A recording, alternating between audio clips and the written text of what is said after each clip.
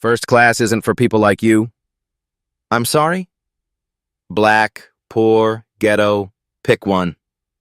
The white man's police badge flashed at his belt. This cabin is for people who actually earned their place, not hood rats in dirty hoodies. Imani Palmer's hands trembled. Sir, this is my seat, 2A. I have my boarding pass. Shut up! He snatched it. Didn't look. Threw it at her face. Fake, just like everything about you. Please, sir. I don't want trouble. I just want to see my grandmother. Your grandmother? He laughed. What, she couldn't afford to send you Greyhound? Food stamps ran out this month? 30 passengers stared. 30 passengers stayed silent. One raised a phone, started filming. Derek Mullins had no idea. One phone call from this girl's father, and this plane would be grounded before it ever touched New York. But Imani stayed quiet, just like she was taught. Have you ever watched someone dig their own grave without knowing it? 3 hours earlier, Atlanta International Airport buzzed with its usual chaos. Families wrestling oversized luggage, business travelers shouting into phones, the endless symphony of rolling wheels and boarding announcements. Imani Palmer moved through it all like water through rocks. Earbuds in, podcast playing, a documentary about Rosa Parks and the Montgomery bus boycott. She dressed the way she always dressed. Gray hoodie, soft, worn, her favorite since freshman year. Faded jeans with a small tear at the knee, white sneakers that had seen better days. No jewelry, no designer labels, nothing that whispered money. That was deliberate. Her phone buzzed. Video call. Grandma Ruby's face filled the screen before she could even accept. The woman had zero patience for technology delays. 78 years old. Silver hair swept back in an elegant twist. Smile wide enough to light up the entire terminal. Baby girl, please tell me you're already at the gate. Just cleared security, Grandma. 40 minutes until boarding. And what time does this metal bird touch down in New York? 4 o'clock. But Grandma, seriously, don't come to the airport. It's too much. I'll grab an Uber. Ruby laughed, that deep, rich laugh that had comforted Imani through every scraped knee and broken heart of her childhood. Child, I am 78 years old. I have survived Jim Crow, 3 bad marriages, your grandfather's so-called cooking, and a hip replacement. I will do exactly as I please. Grandma, I will be standing at arrivals with a sign that says, World's Most Beautiful Granddaughter. I'm making it tonight. Glitter, rhinestones, possibly feathers. Definitely embarrassing.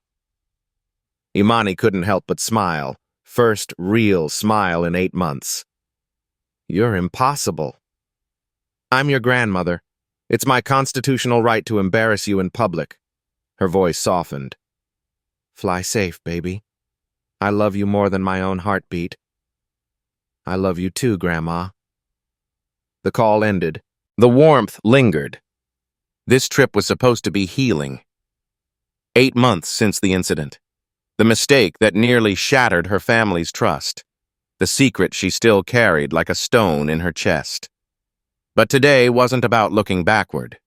Today was about moving forward.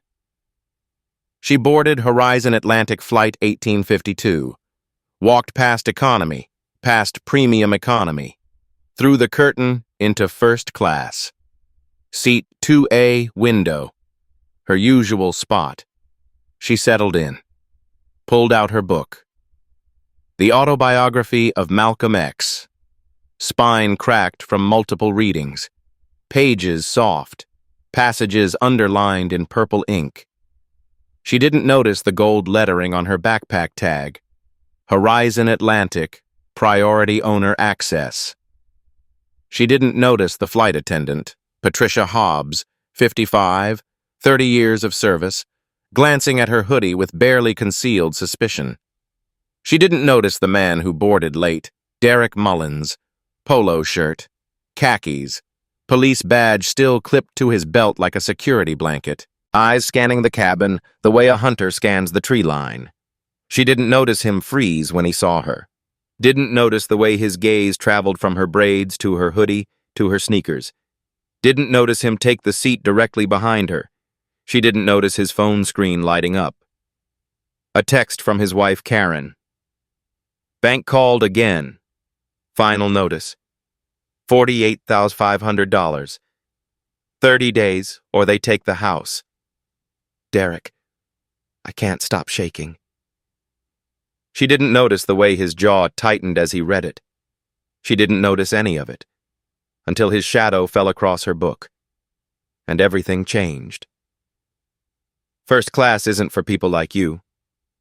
The words sliced through the cabin's ambient hum like a blade through silk. Imani looked up. A white man loomed over her seat. Late 40s, polo shirt straining against a soft gut, khaki pants with a crisp crease, boat shoes, the uniform of a man who believed casual Fridays were a personal achievement, and at his belt, a police badge, gleaming, deliberate, a weapon in its own right. Excuse me? You heard me. He didn't blink. Black girls in hoodies don't sit up here with the rest of us. This is first class, not the back of a greyhound. Her stomach dropped, but she kept her voice level, polite, soft. Everything her father had drilled into her since childhood. Sir, this is my seat, 2A. I have my boarding pass right here. She held it up, hand steady despite the earthquake building in her chest. He looked at it for exactly 1 second, then snatched it from her fingers. Anyone can print a fake. It's not fake. Yeah? He held it up to the light like he was examining counterfeit currency. Then explain to me how a black teenager in a $20 sweatshirt can afford a $2,400 seat. I don't think I'm required to explain that to you. Wrong answer. His face hardened, features sharpening into something cold and predatory.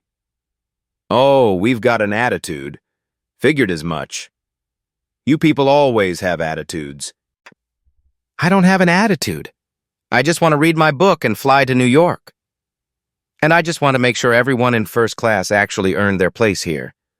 Some of us work for our money. He leaned closer, close enough that she could smell the coffee on his breath. We don't steal it. The word landed like a punch. Steal. I didn't steal anything. Sure you didn't. Let me guess. Mommy's credit card? Daddy's identity? Some TikTok scam you kids are running these days? I paid for my ticket. Legally. Legitimately. With what? Your allowance from the welfare office? He laughed and turned to the passengers around them. The businessman in 1D, the older woman with pearls in 2C. His voice projected, playing to the gallery. You hearing this, folks? She paid for it. $2,400. Probably never seen that much money in her life. The businessman kept his eyes on his laptop, typing nothing. The older woman pressed herself against the window, like poverty might be contagious. A young black man in 1A, Brandon Webb, 28, freshly minted corporate lawyer, gripped his armrest until his knuckles went pale. His jaw worked, words forming, then dying before they reached his lips. Nobody spoke. Derek smiled, the smile of a man who had done this before, who knew exactly how much power a badge could purchase. That's what I thought. Now stand up. Why? Because I told you to. That's not a legal reason. I'm a cop. 22 years Atlanta PD. I don't need another reason. He tapped his badge. This is my reason. Imani's heart hammered against her ribs, but she didn't move. I know my rights. I haven't committed any crime. You have no authority to make me leave my seat. Derek's smile vanished. Something darker took its place. You want to play lawyer? Fine. Let's play. He snapped his fingers at the flight attendant. Ma'am, we've got a situation here. Patricia Hobbs hurried over. professional smile frozen in place like a mask, eyes darting between Imani's hoodie and Derek's badge. The badge won. It always won. "How can I help, officer?" "This passenger can't verify how she obtained this seat. I need you to check the system. Confirm she's not a security risk." Patricia looked at Imani. Something flickered behind her eyes, recognition, maybe, or guilt, but it vanished as quickly as it appeared. "Miss, may I see your ID and boarding pass?" Imani handed them over. Again. For the third time. Patricia examined them, compared them. Everything matched. Everything aligned. "These appear to be in order, sir." "Appear?" Derek scoffed. "I don't deal in appears. I need certainty. Run it through your system. I want to see who purchased this ticket, when they purchased it, and how they paid." "Sir, we don't typically—" "I'm not asking about typically. I'm telling you what's happening now. Unless you want me calling TSA and turning this into a federal matter." Federal matter. The magic words. The trump card nobody could argue with. Patricia's resistance crumbled like wet paper. I'll get the gate manager." She hurried away. Another person who could have helped? Another person who chose not to. "See?" Derek crossed his arms, satisfied. "That's all I wanted. Cooperation. Why couldn't you just cooperate from the start?" "I was cooperating. I showed you my boarding pass. You showed me a piece of paper. Paper lies." He stepped closer, close enough that his shadow swallowed her entirely. "People like you always lie. It's in your nature." "People like you." He kept saying it, over and over, like a brand he was trying to burn into her skin. The gate manager arrived. Charles Whitmore, 35, white, sweat beading on his forehead, the nervous energy of a man desperate to make someone else's problem disappear. "What seems to be the issue here?" Derek's voice rose, deliberately loud, playing to the audience of 30 silent witnesses. "This young lady claims she has a legitimate first-class ticket. I have serious doubts. I want her removed from this aircraft until we can verify she's not a threat." "A threat?" Imani stood, finally. "I'm a 16-year-old girl with a book." There it is. Derek's smile returned, cold and triumphant. Aggressive behavior. Exactly what I expected from someone like you. "I'm not being aggressive. I'm defending myself." "Same thing. Where I come from." She looked around the cabin, desperate now, searching for one face that might offer support. The businessman in 1D studied his spreadsheet like his life depended on it. The woman in 2C examined her manicure with intense fascination. Brandon Webb in 1A, the young lawyer, the young black lawyer, opened his mouth. Imani's eyes locked onto his. "Please, say something. Anything." He closed his mouth, looked away, stared at the seat in front of him. 30 witnesses, 0 defenders. Then, "This is absolutely ridiculous." A new voice, deep, commanding, coming from seat 4A. Reginald Hayes rose to his feet. 45 years old, black, 3-piece Armani suit that cost more than most people's cars, Rolex Submariner, shoes polished to mirrors, the quiet confidence of generational wealth. "I've seen enough of this charade. This is textbook racial profiling, and I will not sit here and watch it continue." Derek turned, sizing him up, calculating. "And who exactly are you?" "Reginald Hayes, attorney, 20 years specializing in civil rights litigation." He pulled out his phone like it was a weapon. "I have the ACLU, the NAACP, and 3 major news producers on speed dial. Which one would you like me to call first?" The cabin shifted, passengers straightening in their seats, phones lowering, suddenly interested. Derek's confidence wavered. Just a fraction. Just for a moment. "This doesn't concern you."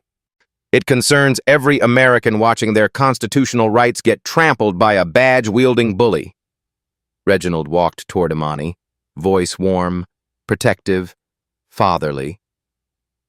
Don't worry, sweetheart. I won't let them do this to you. Imani looked up at him, eyes wet, voice small and grateful. Thank you. You're the only one who... Don't thank me. This is what any decent human being would do. He placed a hand on her shoulder, reassuring, comforting. The perfect image of a hero. Charles cleared his throat. Perhaps we should continue this discussion in the jet bridge, away from the other passengers? Derek nodded. Fine. Let's go. Imani was escorted out of the cabin. Reginald followed close behind, the concerned advocate, the brave defender. But as they passed through the cabin door, Reginald fell back, slipped his phone from his pocket, dialed a number. His voice dropped to a whisper. It's happening. The Palmer girl is being detained at gate B52. I'm getting everything on camera. A pause. Listening. Push it to every outlet.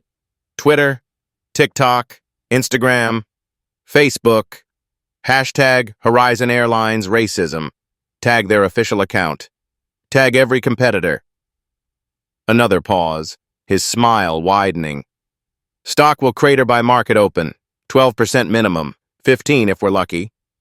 He checked his watch. Have $200 million ready to deploy. The moment it bottoms out, we buy everything. He hung up, straightened his tie, smoothed his expression back into concerned citizen mode, walked back toward Imani with the face of a savior. She had no idea. The only person who had stood up for her was planning to profit from her pain. The jet bridge was a different universe. No soft lighting, no leather seats, no champagne service, just harsh fluorescent tubes buzzing overhead and the industrial smell of jet fuel and cleaning chemicals. Imani stood in the center, surrounded, Derek to her left, Charles to her right, 2 airport security officers blocking the exit back to the terminal, and Reginald in the corner. Observing. Phone perpetually in hand. Sit down, Derek ordered. Imani looked around. No chairs anywhere. He pointed at the floor. I'm not sitting on the ground like a dog. Then you'll stand until we sort this out. Sort what out? I've shown you everything. You've shown me paper. Paper can be faked, bought, stolen. He stepped closer. And I intend to prove it. You can't prove something that isn't true. We'll see. He pulled out his phone, dialed. His voice shifted, professional, clipped, official. This is Officer Derek Mullins, Atlanta PD, badge number 5523. Requesting support at Hartsfield-Jackson Gate B52 Jet Bridge. Imani's blood turned to ice. I have a female suspect, African-American, mid-teens, possible ticket fraud, possible identity theft. Subject is non-compliant and displaying hostile behavior. I'm not hostile. Requesting restraints and detention until full verification can be completed. Confirm. He hung up. Imani's voice cracked. You can't do this. I'm 16 years old. I haven't done anything wrong. You've done plenty. You just haven't admitted it yet. I have nothing to admit. Then this should be quick and easy. Cooperate, and you'll be on your way. But they both knew that wasn't true. They both knew where this was heading. 2 minutes later, reinforcements arrived. One of them was Janet Price, 50 years old, black, senior TSA supervisor, 23 years of service, expression carved from granite. She surveyed the scene. Derek's badge, Imani's tears. The other officers standing around like this was routine. What's the situation? Derek straightened. Suspected ticket fraud. Minor refuses to verify her purchase. Being combative and aggressive. Combative? Argumentative. Resistant. He shrugged. You know how they get. Janet's eyes flickered. She knew exactly what he meant by they. She looked at Imani. Same skin, same history, same lifetime of being watched, doubted, questioned. For a long moment, something passed between them. Recognition, maybe even solidarity. Then Janet made her choice. Cuff her! Hold her here until verification is complete. Imani's world collapsed. What? But you're like me! Janet didn't meet her eyes. This is procedure. I'm sorry. The cuffs came out. Metal. Cold. Unforgiving. Please, Imani whispered. Please don't do this. Click. Click. Metal around her wrists, tight enough to bite. And Imani Palmer, 16 years old, straight-A student, daughter of the man who owned this entire airline, sat down on the plastic chair someone finally brought, head bowed, hands bound behind her back, tears falling silently onto the gray concrete floor. Through the glass wall, passengers from other flights walked by, staring, pointing, taking photos. Not one of them stopped to ask if she was okay. Her phone buzzed in her pocket. Over and over. Derek reached down, pulled it out, looked at the screen. Dad, 11 missed calls, he laughed. Daddy's worried, probably wondering what happened to his little criminal. He powered off the phone, slid it into his own pocket. Evidence. I'll be holding on to this. And Imani sat there. Alone. Handcuffed. Surrounded by people who had already decided exactly what she was.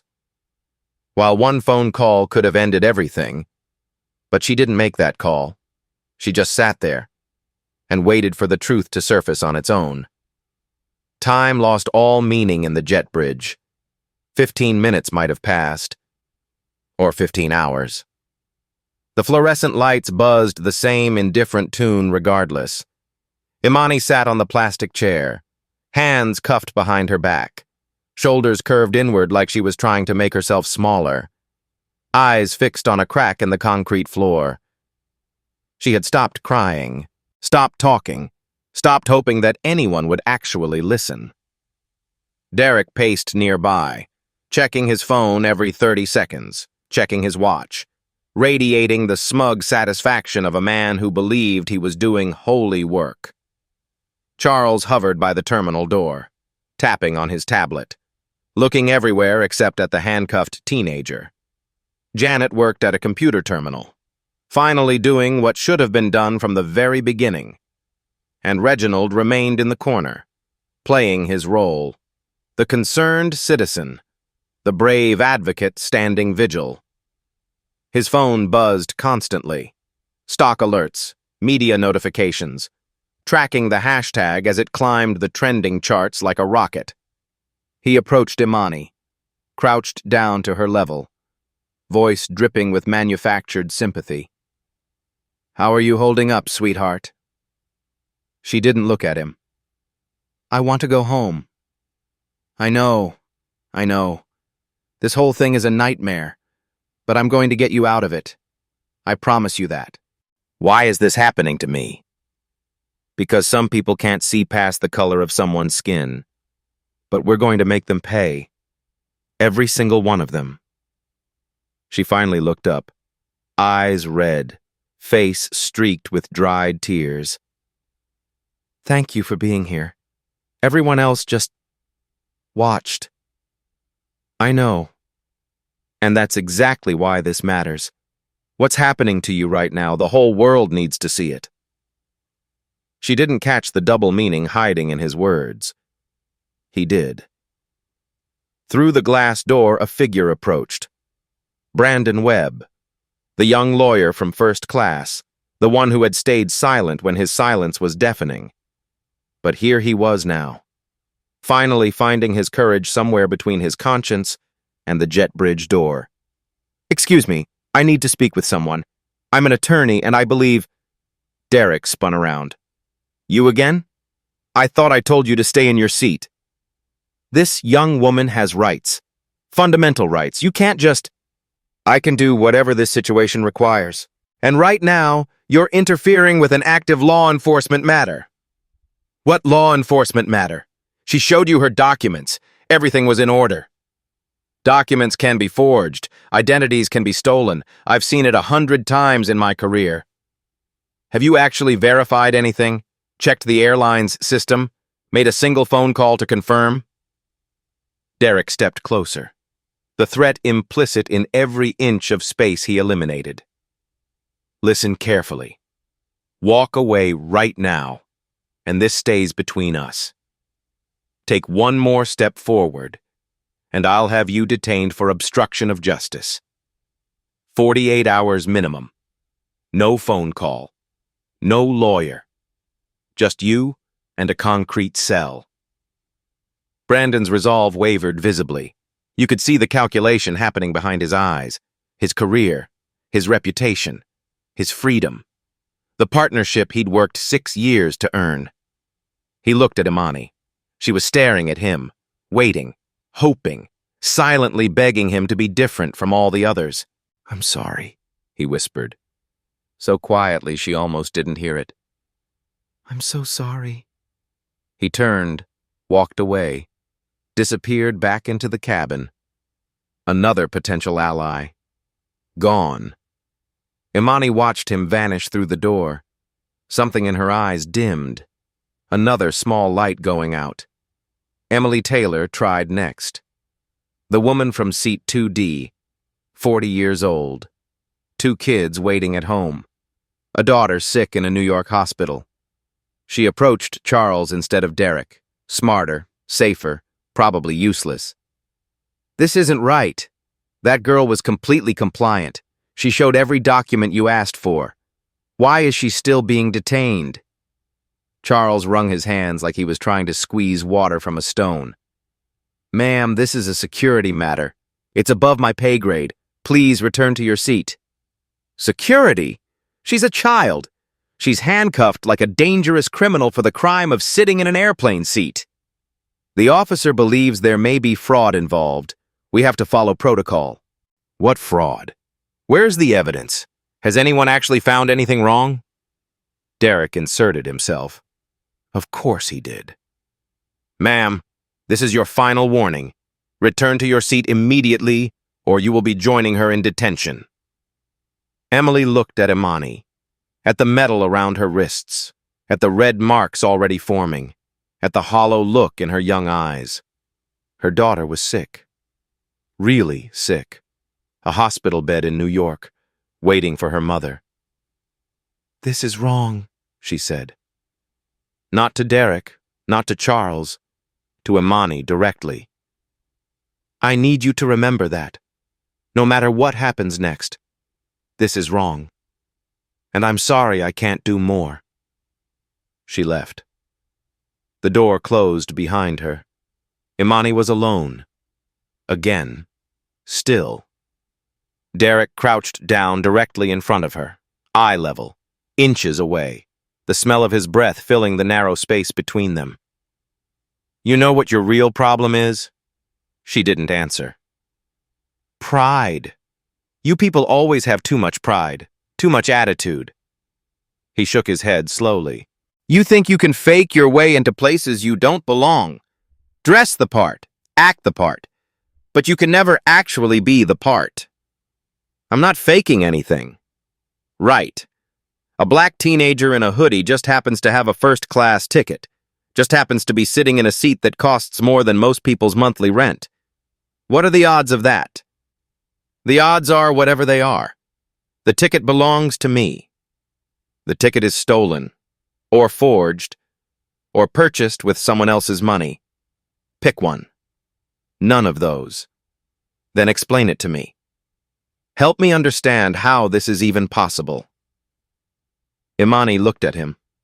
Really looked. Past the badge and the bluster. At the man underneath. At the fear hiding behind the aggression. At the desperation masquerading as righteousness. "I don't owe you an explanation. I don't owe you anything." Derek's face reddened. A vein pulsed at his temple. "Wrong answer." He stood, towered over her. You had a chance to make this easy. You chose hard instead. Hard. He walked away. Imani sat there, alone with her racing thoughts, with her memories. She thought about every time this had happened before, every variation of this exact moment. The Sephora store, where security followed her through every aisle, watching her hands instead of her face. The English teacher who asked, 3 times, if she had really written her own essay. The country club pool where a member asked if she was there to clean the locker room. Different faces, different words, different settings, same message, always the same message. You don't belong here. But she did belong. She belonged everywhere she had a right to be. She just had to survive long enough for the truth to prove it. Janet's voice cut through the heavy silence. Verification is complete. Everyone turned toward her. The ticket is valid. Purchased 6 weeks ago. Full payment. Direct booking through a corporate account. Derek strode over. Corporate account? So she hacked into... The account belongs to Horizon Atlantic itself. What? Executive owner access. Highest possible clearance level. Reserved exclusively for the founding family and board members. Charles's face went the color of old milk. Oh my God! Derek laughed. Nervous now, disbelieving. That's not possible. She's obviously what, Officer Mullins? He couldn't finish the sentence, not out loud. But everyone heard the words he couldn't say. Black, poor-looking, wrong. Janet made a phone call, spoke in hushed tones, listened for 90 eternal seconds. When she hung up, her face had transformed completely. The ticket was authorized by Raymond Palmer. Silence. Absolute and crushing. Raymond Palmer is the founder and majority owner of Horizon Atlantic Airlines. He holds 67% of the company's shares. More silence. Deeper now. That girl you just handcuffed, that child you accused of being a thief and a fraud, is his daughter. The world tilted on its axis. Derek stood frozen, the math finally computing, the magnitude finally landing like a bomb. The girl he had called a hood rat, the girl he had accused of stealing, the girl he had publicly humiliated and bound in handcuffs. Her father owned the plane beneath their feet, owned the airline, owned, in a very real sense, the air they were breathing. That's not possible, Derek whispered. She doesn't look like... Like what, exactly? Janet's voice could have cut diamonds. Derek had no answer, none that he could say out loud, none that wouldn't condemn him completely. Janet walked to Imani, knelt down beside her, her voice different now, heavy with things that should have been said hours ago.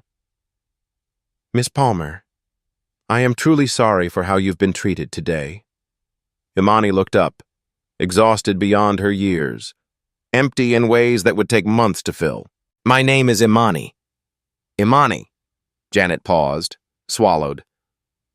Your father has been notified. He's currently on a call with our CEO and the company's legal team. Can you please take these off now? Janet looked at Derek. He hadn't moved, hadn't breathed. Who ordered the handcuffs? No answer. Officer Mullins, I'm asking you directly. Who gave the order to restrain this minor?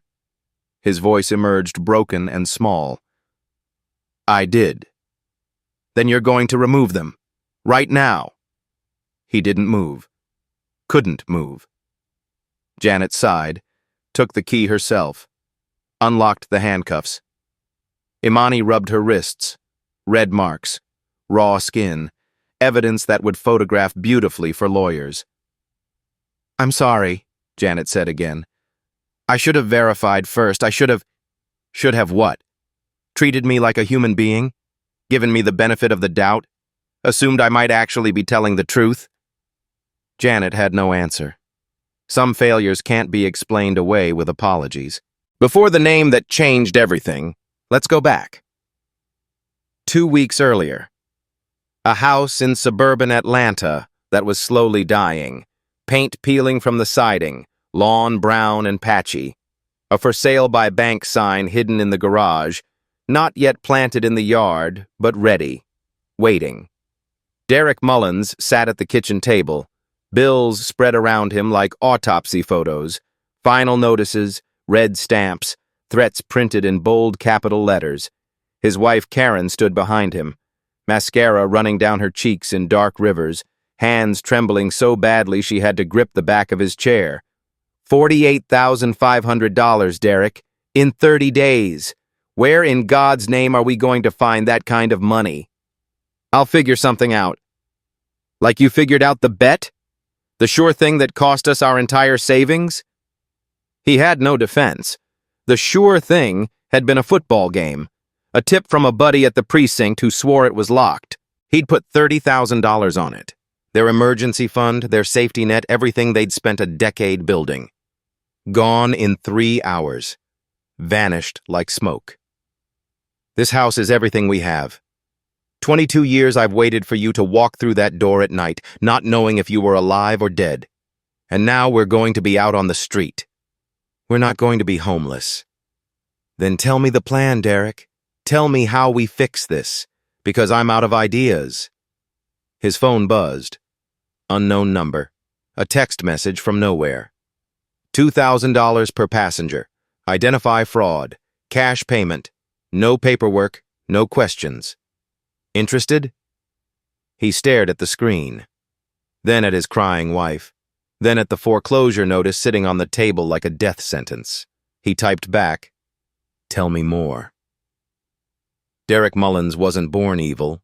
He was born poor, white, Southern, the son of a cop who taught him the rules of the world as he understood them. Certain people were dangerous. Certain colors meant trouble. Certain neighborhoods required extra caution. You didn't need evidence. You needed instincts. Nobody called it racism. They called it street smarts, common sense, staying alive. 22 years on the force crystallized those lessons into unshakable gospel. Every arrest confirmed what he already believed. Every commendation told him he was right. The system rewarded him for following his gut. But today wasn't about instinct. Today was about $2,000. Imani Palmer fit the profile perfectly. Young, black, underdressed for first class, traveling alone. Nobody would question him. Nobody ever did. He never imagined, never considered for a single moment, that she could be anything other than what his eyes told him she was. That was his fatal mistake. Believing that eyes tell the truth. Back in the jet bridge, the name had been spoken. Raymond Palmer. Founder. Majority owner. The man who could end careers, end companies, end lives with a single phone call. Derek stood paralyzed, every calculation running backward, every assumption crumbling into dust. The girl he had handcuffed. The girl he had called hood rat. The girl he had humiliated in front of 30 witnesses and countless phone cameras. She could destroy him. Her father could destroy him. And there was nothing, absolutely nothing he could do to stop it. "She can't be," he kept whispering. "She doesn't look like..." "Like what, Officer Mullins?" Janet's voice was a scalpel. He couldn't say it, but the silence screamed it for him. In the corner, Reginald Hayes was coming apart at the seams.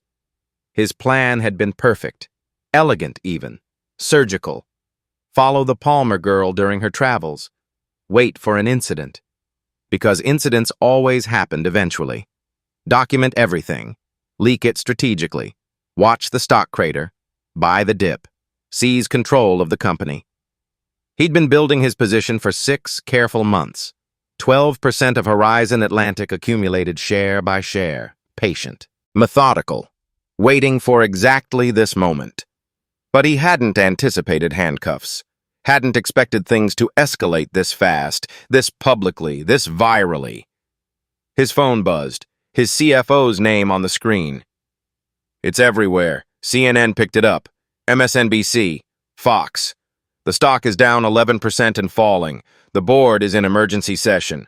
Palmer himself is on a call with federal investigators. Federal investigators.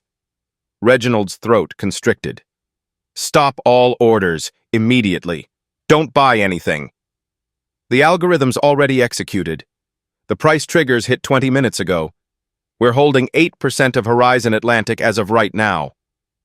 What? $180 million deployed automatically. We're deep in this, whether we like it or not. He looked at Imani, at the red marks circling her wrists, at the devastation in her young face. If Palmer traced this back to him, and Palmer would absolutely trace this back to him, he wasn't looking at a failed acquisition. He was looking at federal prison. Get our lawyers on our conference call. 5 minutes, go. Let's talk about who Imani Palmer actually is. She had been flying first class since she was 8 years old, but she never, not once, told anyone the reason why. If people know who my father is, they treat me differently, she explained to a friend once. They smile differently, laugh differently, and I can never tell if they actually like me or just like what his money might do for them. So she dressed down, attended public school when she could have gone anywhere, took a weekend job at a coffee shop, not for the paycheck, but for the perspective. Her father not only allowed it, he encouraged it. You need to understand how the world treats black people, he told her once, when she was 14 and starting to ask hard questions. Really understand it, feel it in your bones, before you have the power to change it. She thought she understood what he meant. Today, she learned the full weight of his words. 2 years earlier, the Palmer family home, her father's private study. Raymond Palmer was never what people expected. No flashy designer suits, no diamond-encrusted watches. He dressed in khakis and comfortable button-downs, wore reading glasses from the drugstore, looked like someone's favorite professor. But he had built an empire from nothing. One leased plane and a dream in 1998. Now, 40,000 employees and 67% ownership of a company worth $8 billion. He sat across from 14-year-old Imani, voice calm, patient, a teacher imparting something essential. People will look at you and decide exactly who you are before you open your mouth. I can't protect you from that. No money in the world can. So what do? You watch, you listen, you let them reveal who they really are. He leaned forward. And when the moment comes, you'll know precisely who deserves your trust and who doesn't. What happens to the ones who don't? They carry their own consequences. Every single one of them. You don't have to lift a finger. Truth has a way of rising to the surface. She remembered those words now. Sitting in the jet bridge, wrists raw and aching, heart hollow and heavy, the truth was rising. But it didn't feel like justice. It just felt like exhaustion.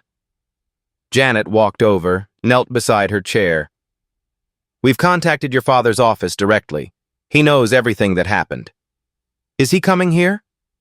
He's in a conference call with our CEO, our legal team, and someone from the FBI, but he wanted me to give you a message personally. What message? Janet paused, the professional hardness in her face cracking slightly, something human showing through. He said, I'm proud of you. Stay exactly who you are, and let them show the world who they are. Imani almost smiled. Almost. That sounds exactly like Dad. Her phone, returned by a visibly trembling Derek, buzzed. A text from Dad. I love you more than anything in this world. This ends today. Not just for you. For everyone they've ever done this to. She read it 3 times. Let the words settle into her bones. Then she looked up at Derek Mullins, the man who had called her a hood rat, the man who had thrown her boarding pass in her face like garbage, the man who had locked metal around her wrists. He was sweating now, visibly shaking, pale as paper. Good. But she didn't feel triumph, didn't feel vindication, just tired, bone-deep, soul-weary, tired. Heavy footsteps echoed on the jet bridge. Captain Richard Coleman appeared, 52 years old, 25 years of flying, 4 gold stripes gleaming on his shoulder boards. He had been briefed, every word, every insult, every moment captured on multiple cameras. His face was a mask of barely contained fury. "Officer Mullins." Derek flinched like he'd been struck. "I'm the captain of Flight 1952. I'm told you had a passenger removed from my aircraft. Handcuffed her, detained her, based on zero evidence of any wrongdoing. I was attempting to ensure security. You were attempting to humiliate a child because she didn't match your mental image of what first class is supposed to look like. That's not fair. I've lived this, officer. Every single day for 25 years. I know exactly what this is." He stepped closer. "And I know exactly what you are." Derek's mouth opened, closed, opened again. No words emerged. The captain turned to Amani. "Miss Palmer, I am deeply sorry for everything that happened to you today. Thank you. We're going to make this right. But first," he turned back to Derek with eyes like flint, "you're coming with me." "Where?" "Back onto that aircraft, in front of every passenger who watched you drag this girl away like a criminal, and you're going to hear exactly what your actions have cost you." Captain Coleman marched Derek back through the cabin door. Every head in first class turned simultaneously. Every phone rose like a synchronized wave. Every eye fixed on the cop who had been so supremely confident just 1 hour ago. He wasn't confident anymore. Captain Coleman walked to the PA system at the front of the cabin, lifted the microphone. His voice filled the aircraft, measured, calm, and absolutely devastating.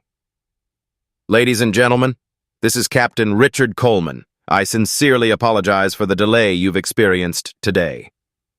The cabin held its collective breath.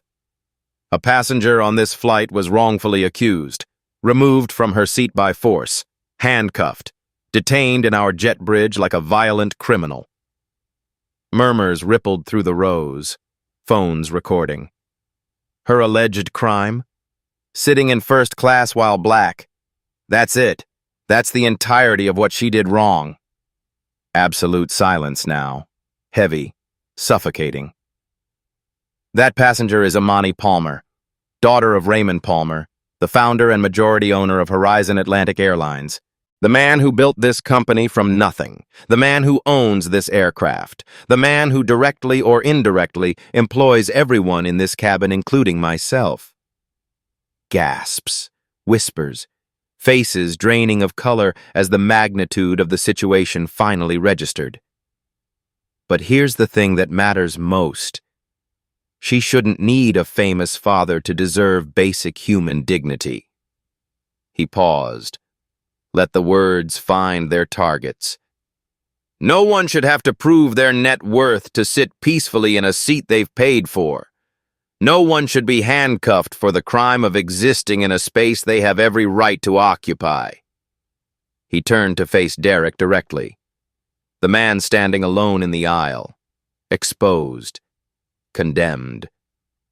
"Officer Derek Mullins, Horizon Atlantic Airlines is banning you from all our flights, every route, every aircraft, permanently, effective immediately." Derek's voice emerged cracked and desperate. "You can't just... Your conduct today will be formally reported to Atlanta Police Department Internal Affairs. This entire incident will be documented and submitted to the Federal Aviation Administration. Every piece of video evidence from our security systems and from passenger devices will be preserved and made available to all relevant investigators." "This is completely insane. I was doing my job. I was protecting... Your job is to protect people. All people.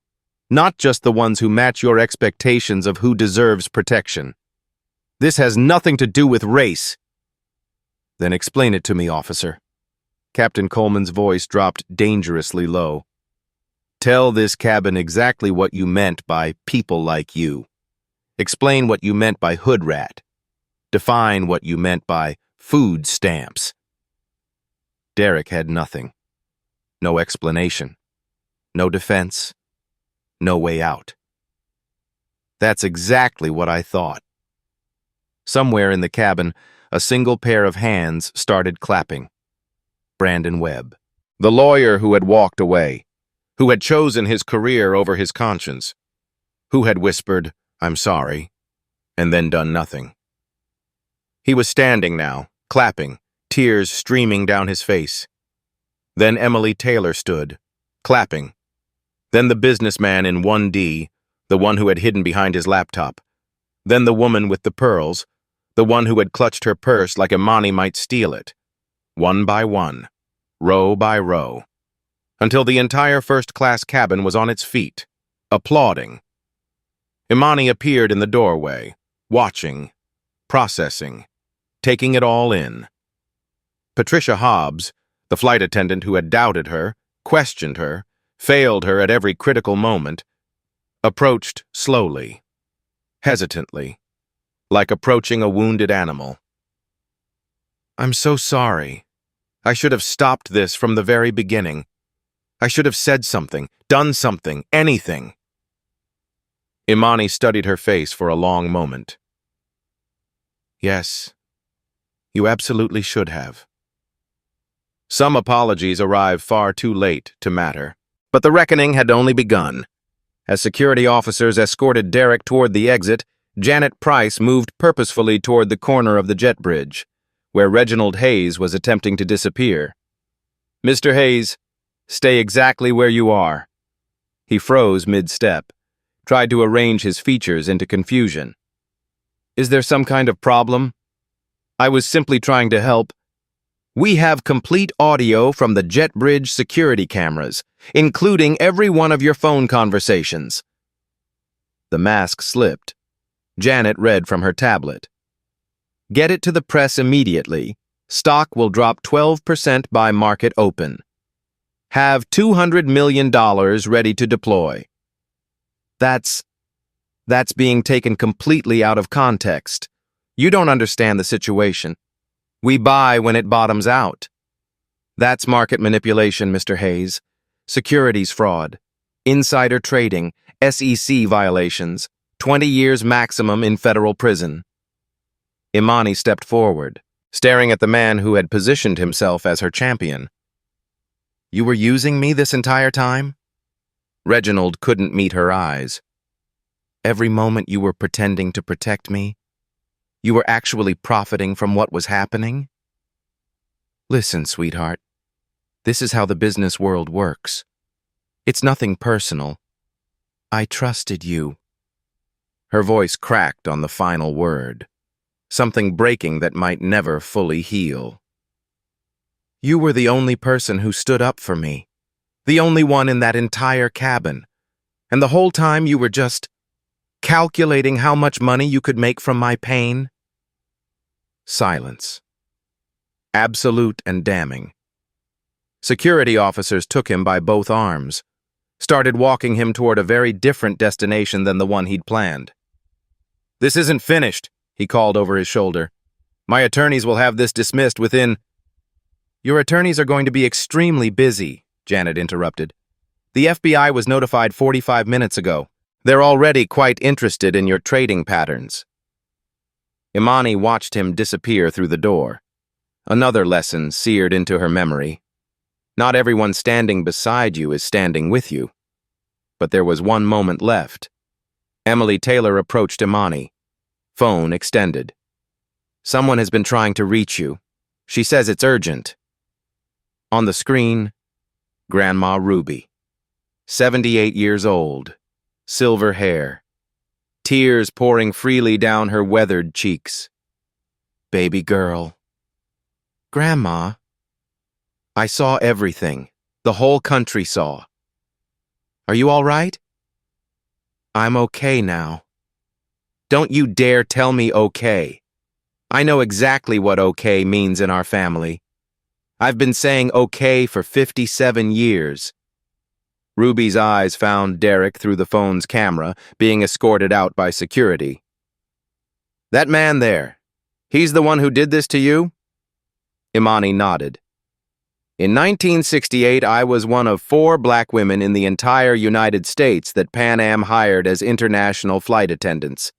4 women in the whole country. The cabin had gone completely silent, every passenger listening. They made us chemically straighten our hair, made us speak properly, which meant white, made us wear tighter uniforms than the white girls, smile wider, work harder. And we were never, not once, allowed to sit in the passenger seats, even on completely empty planes, even when we were so exhausted we could barely stand. Not appropriate, they told us. The passengers would be uncomfortable seeing you there. Her voice trembled with 57 years of accumulated pain. 57 years later, and my own granddaughter still has to prove she deserves to sit in a seat she paid for, on an airline her own father built from nothing. She looked directly into the camera, through it, at everyone watching. What exactly have we changed? The question hung suspended in the air. No one had an answer. Imani walked back to her seat. 2A. First class. Window. The same seat she'd been torn from.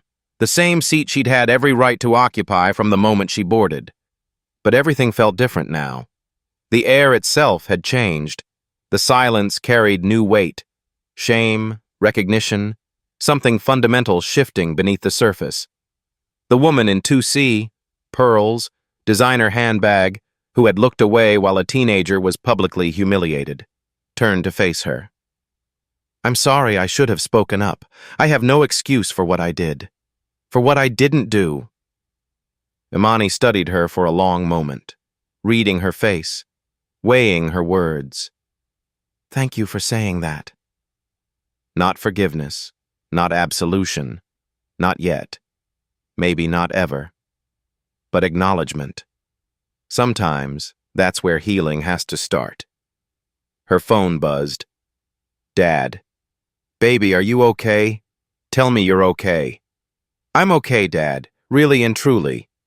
I've called our lawyers, called the board, called the... Dad, it's handled. Captain Coleman handled everything. A long exhale traveled through the phone. The sound of a father finally releasing terror he'd been carrying for hours. It happened again. Yeah, it did. Was anything different this time? She thought about Derek, about Reginald, about the 30 passengers who watched in silence, about the handful who eventually found their voices. Someone stood up for me this time. The captain. He refused to let me face it alone. Good man. I'll thank him in person.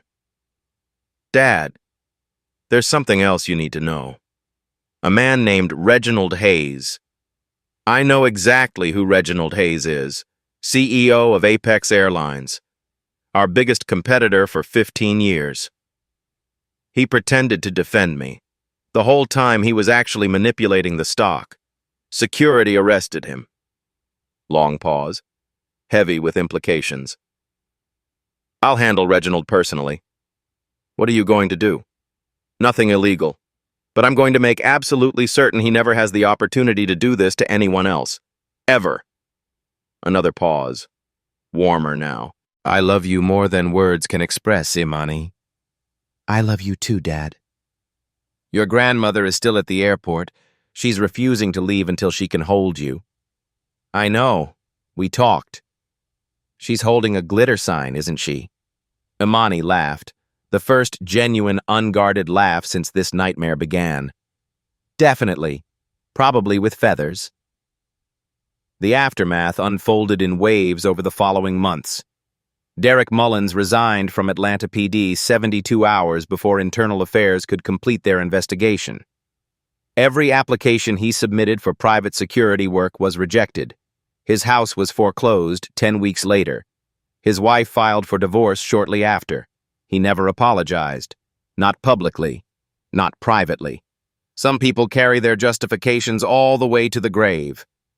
Patricia Hobbs transferred out of flight service within the month. She couldn't work this cabin anymore, Every time she walked through first class, she saw Imani standing alone in the aisle while she did nothing.